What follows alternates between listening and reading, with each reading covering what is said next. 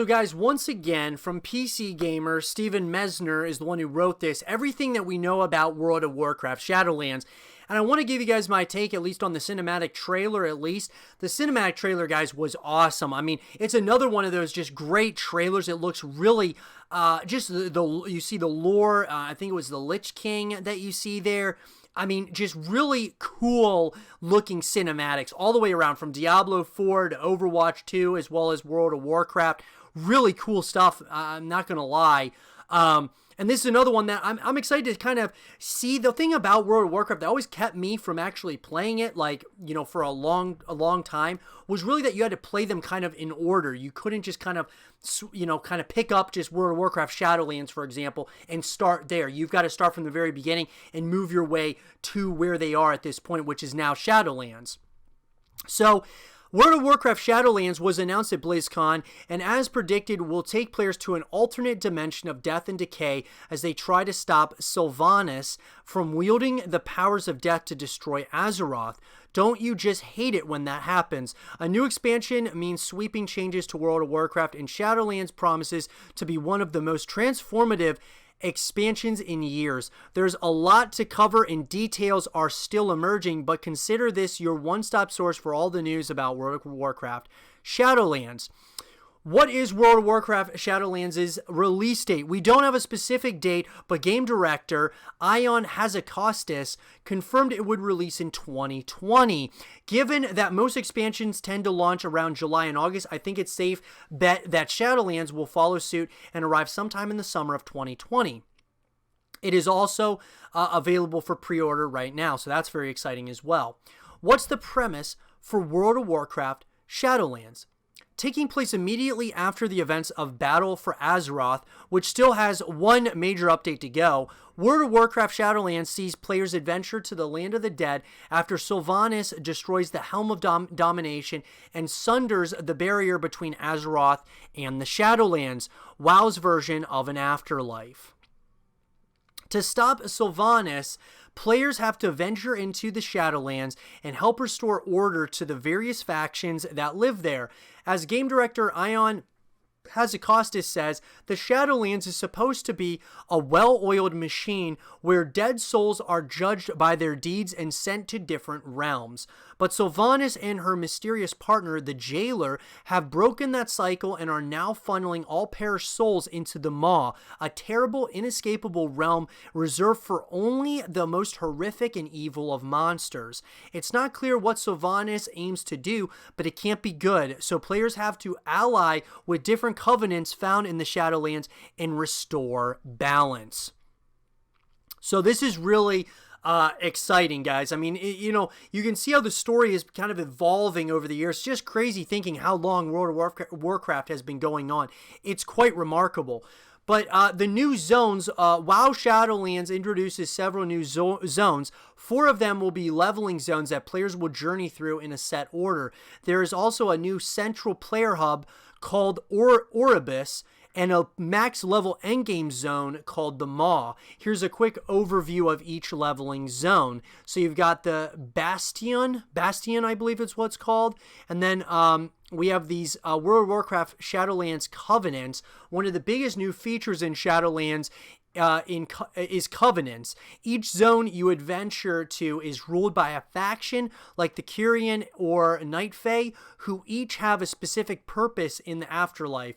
As you assist each faction, they'll reward you with faction-specific gear and 2 special abilities, one that's specific to your class and 1 universal ability. Once you complete the main campaign and reach the new level cap, you'll choose 1 covenant to align with. This unlocks those faction-specific abilities permanently, along with a specific armor set. Choosing a covenant will unlock a long quest that will comprise much of Shadowlands' endgame. You can think of covenants kind of like Legion's Order halls. Covenants also unlock an endgame progression system called Soul Binding that we don't have much info on currently. Here's an example of some Covenant-specific rewards. So you can kind of see here some of the rewards that you get as far as Covenant-specific. And then you've got the Shadowlands Endgame and Dungeons. Like every expansion, Shadowlands will add 8 new dungeons at launch, with a new raid to unlock soon after. 4 of those dungeons will be unlocked while leveling, and an additional 4 will be unlocked after reaching the level cap. Shadowlands' second biggest feature is Torghast, Tower of the Damned. As we already reported, Torghast is an endless dungeon that you can explore either alone or with a party of 4 other players. Hazakostas said Torghast is directly inspired by the roguelike genre, meaning it's highly randomized and changes each time you enter it. Like any good roguelike, you'll also gain wild new abilities like change each time you enter Torghast, and the dungeon should provide a mighty difficult challenge for all players. That's pretty cool. In addition to Torghast, players will also explore the Maw, a max-level zone Hazakostas said was inspired by how challenging WoW Classic is. Endgame players can expect monsters and quests that put up a stiff challenge and likely require grouping with strangers in order to survive. The level cap is being squished to 60. Instead of leveling to 130, Blizzard is condensing World of Warcraft's character levels so that current level 120 characters will be level 50, and the new level cap will be 60 when Shadowlands launches next year. That's actually good news because WoW's leveling experience was painfully long and too spread out. With this new leveling squish, each level you gain will guarantee new skills and abilities. What's more, new characters will start at level 1 in a brand new starter zone designed to better showcase WoW's combat and questing. Once you reach level 10, you can then choose any expansion to jump into, which will take you all the way to level 50 where you can begin Shadowlands. That's right, you can now experience the entirety of Mists of Pandaria's story instead of quickly out-leveling it and having to move on. So that's really cool, guys. I think like with all the levels, guys, it's such a grind for people that I think them kind of shrinking it a little bit is a little bit better, or kind of lowering the amount of levels. Now, maybe it takes a lot longer to rank up on those levels. It's hard to say. We'll just have to kind of wait and see. But there's improved character customization and Death Knights available to all races. So you got Shadowlands will also introduce a variety of new characters, customization options, including human faces that better represent ethnic minorities instead of just different skin tones. Each race will have extra options like tattoos and hairstyles to further differentiate how you look from other players. So that's really cool. Look at that. Just getting very detailed. I love it.